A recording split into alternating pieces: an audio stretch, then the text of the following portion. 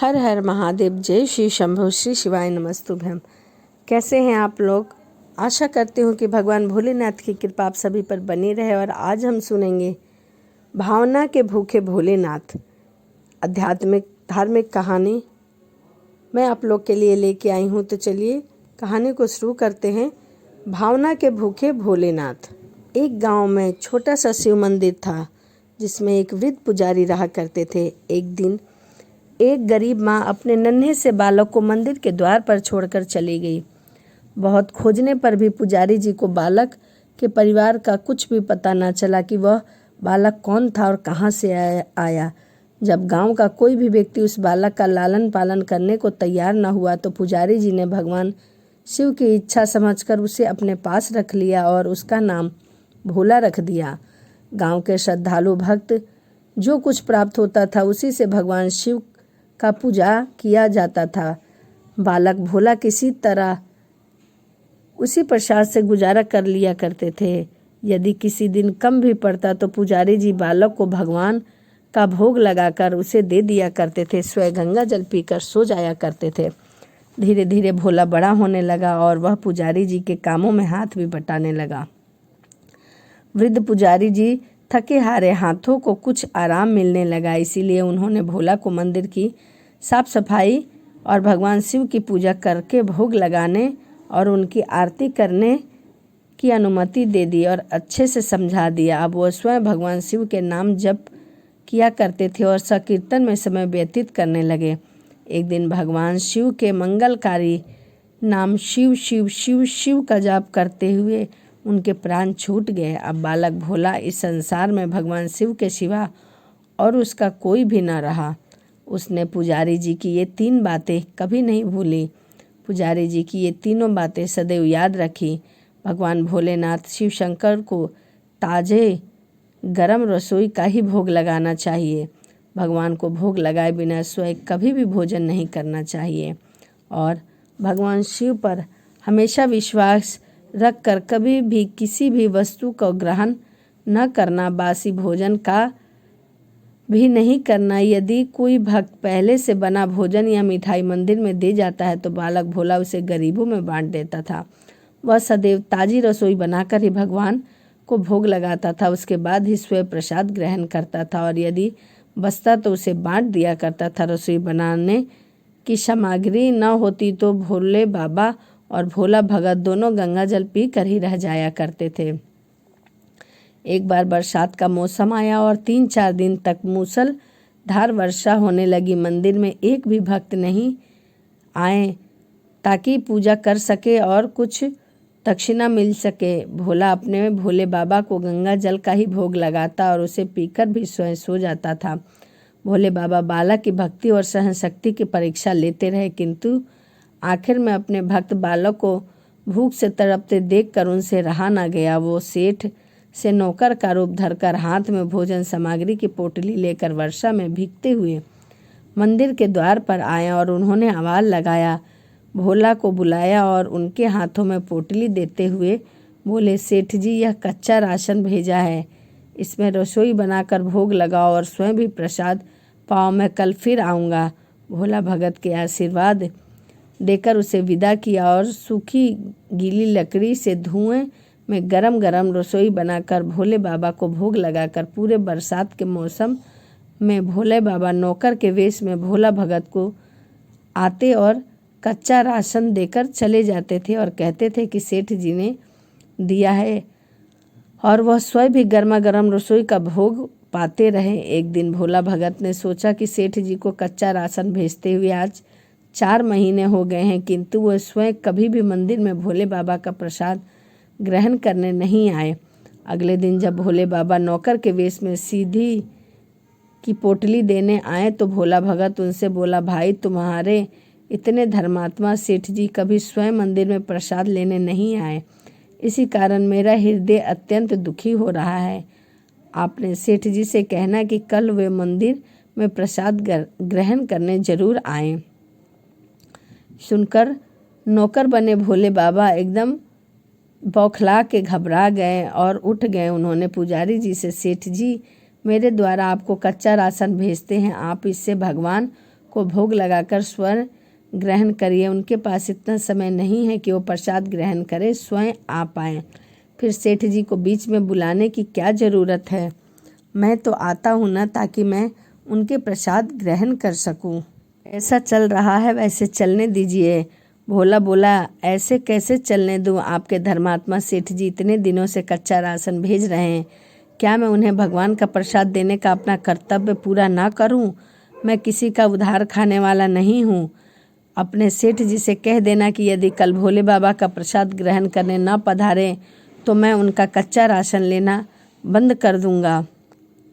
नौकर बने भोले बाबा को अपने भोले भगत की अकड़ देखकर वह उनसे कांप उठे और यह सोचकर मन ही मन हंसने लगे कि वाह, आज तो लेने वाला ही देने वाले पर धौंस दिखा रहा है। लेकिन सरल हृदय भाव से मनोभाव रीझ कर बोले, ठीक है पुजारी जी, कल सेठ जी मंदिर में प्रसाद ग्रहण करने जरूर पधारेंगे। दूसरे दिन बड़े सवेरे ही भोले बाबा नौकर के वेश में दूध और बहुत सारा भोजन सामग्री लेकर मंदिर पहुंच गए। भोला चौंकते हुए बोला, भाई आज इतना सारा सीधा किस लिए लेकर आए हो? नौकर बोले, भोले बाबा बोले, पुजारी जी भूल गए क्या? आज आपने सेठ जी को प्रसाद के लिए बुलाया है, इसीलिए आप छाछ कर रसोई बनाइए और भोले बाबा को भोग लगाइए। हाँ, यह तो बता दीजिए कि सेठ जी किस समय पधारेंगे। भोला ने प्रसन्न होकर उन्हें सेठ जी के आने का समय बता दिया। अब भोला भगत की इच्छा पूर्ण करने के लिए भोले बाबा बने भगत आने लगे और कैलाश पर बैठे भगवान भोलेनाथ भी आने लगे। इधर अपने स्वामी को एक प्यारे भक्त के यहाँ जाने का समाचार सुनकर ममतामयी अन्नपूर्णा माँ पार्वती भी भला कैसे पीछे रह सकती थी। वो पति की आज्ञा लेकर सेठ जी का रूप धारण करने में जुट गई। भोले बाबा ने अपने गले में मुंडों की माला उतार दी, शरीर पर लगी भस्म, कमर पर पहना हुआ बाघांबर और बाहों और कानों में पहने सांपों के हार भी उतार कर रख दिए। उन्होंने एक मखमल का सुंदर सा कुर्ता धारण कर लिया, अपनी जटाएं सीधी कर गंगा और चंद्रमा को उसमें छिपा लिया और ऊपर से एक सुंदर रंग बिरंगी पगड़ी पहन ली। सदैव नंगे पैर विचरण करने वाले शिवजी ने आज अपने पैरों में रेशम की जूतियां धारण कर ली थी और साथ में माता पार्वती भी थी। हाथ का त्रिशूल और डमरू भोले बाबा ने नंदी के हाथों में थमा दिया और अपने हाथ में एक सुंदर छड़ी लेकर पार्वती के तैयार होने की प्रतीक्षा करते हुए कैलाश पर चहक महक हो रही थी।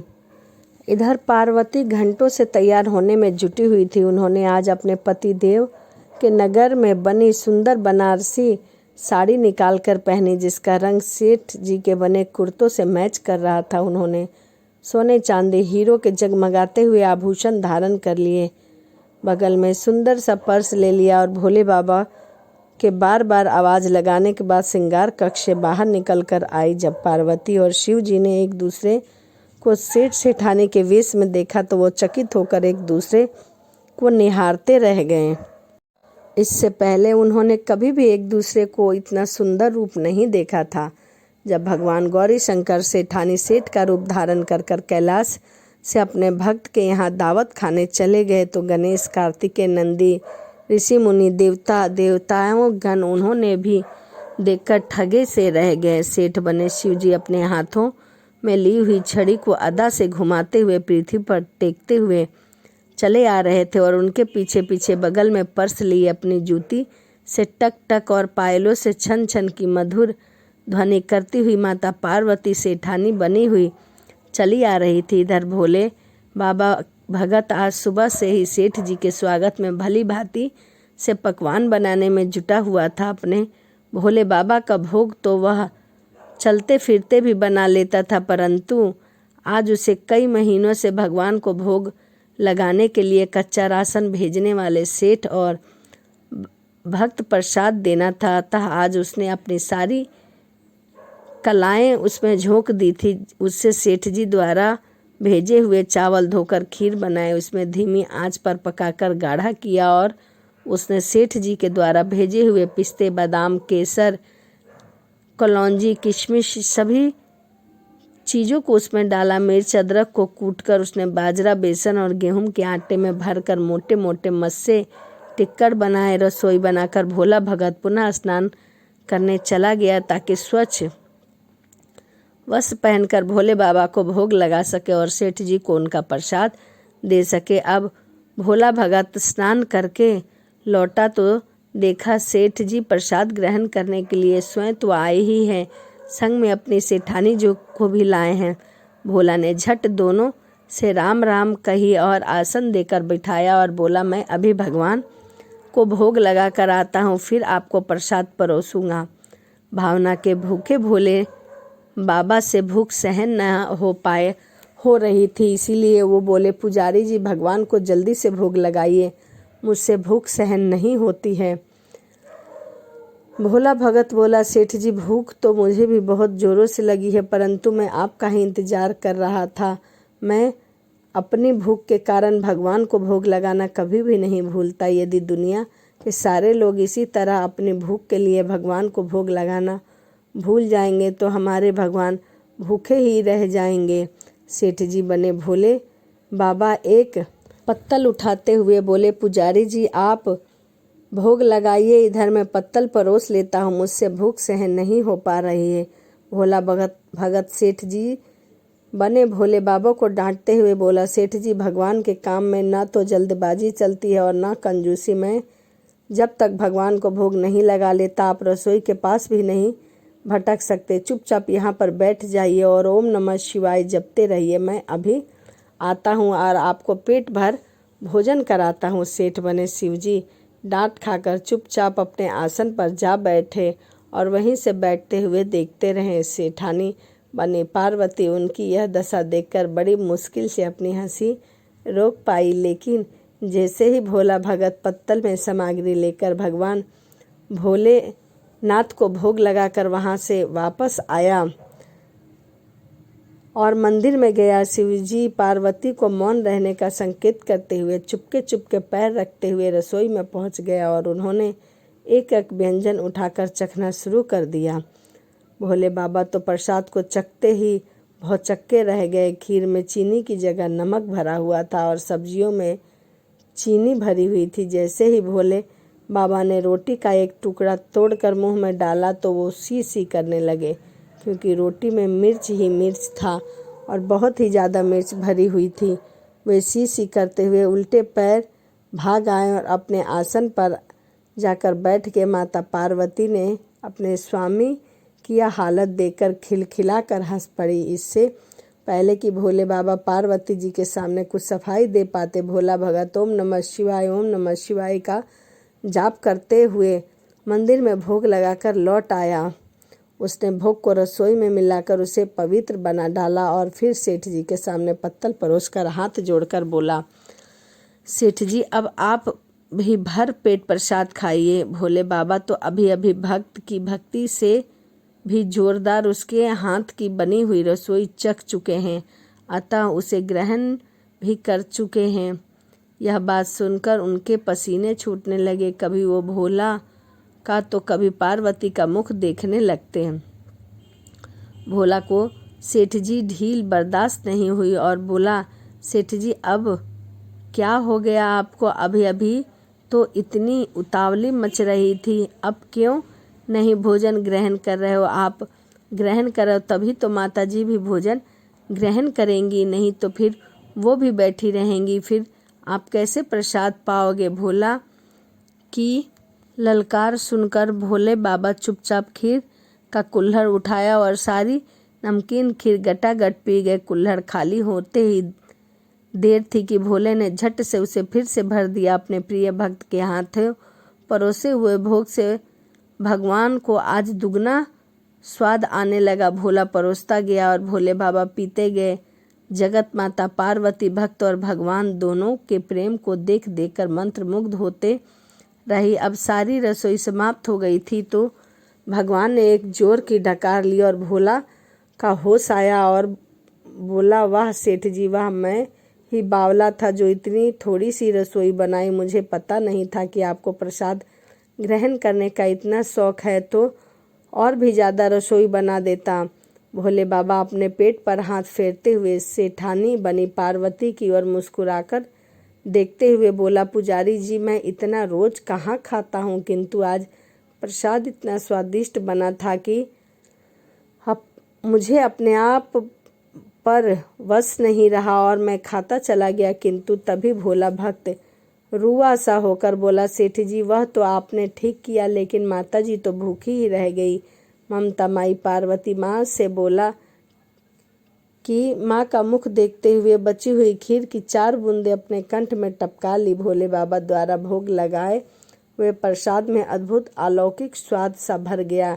ऐसा सुगंधित और मीठा खीर चक्कर जगत जननी अकंठ तृप्त हो गई और उनके तृप्त होते ही सृष्टि का प्रत्येक प्राणी तृप्त हो गया। भोला भगत बोला, सेठ जी आपने और माता जी ने प्रसाद ग्रहण किया, इससे मुझे बहुत ही खुशी हुई और आप प्रसाद ग्रहण करने आए, मुझे बहुत संतुष्ट हुआ और आप दोनों द्वारा प्रसाद ग्रहण करने से मेरा भी पेट भर गया। मेरी तो वैसे भी महीने में 4 एकादशी हो जाती है, किंतु मैं एक दाना ले ही लेता हूँ जिससे भोले बाबा का प्रसाद का अनादर ना हो। यह कहकर जैसे ही भोले ने खीर के पात्र में लगा चावल का एक दाना उठाकर अपने कंठ में डाला, उसकी जन्म जन्मांतर की भूख प्यास मिट गई और समस्त वासना और इच्छाओं से वह तृप्त हो गया।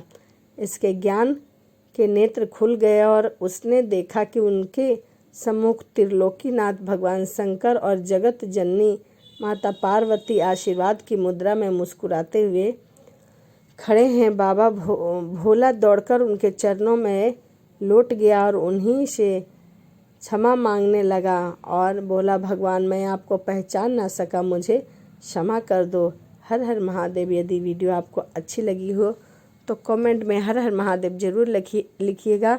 तो यह भावना के भूखे भोलेनाथ की कहानी थी। तो आपको वीडियो कैसी लगी कमेंट जरूर करिएगा। तो चलिए इसी के साथ वीडियो को समाप्त करते हैं और मिलते हैं अगली वीडियो में।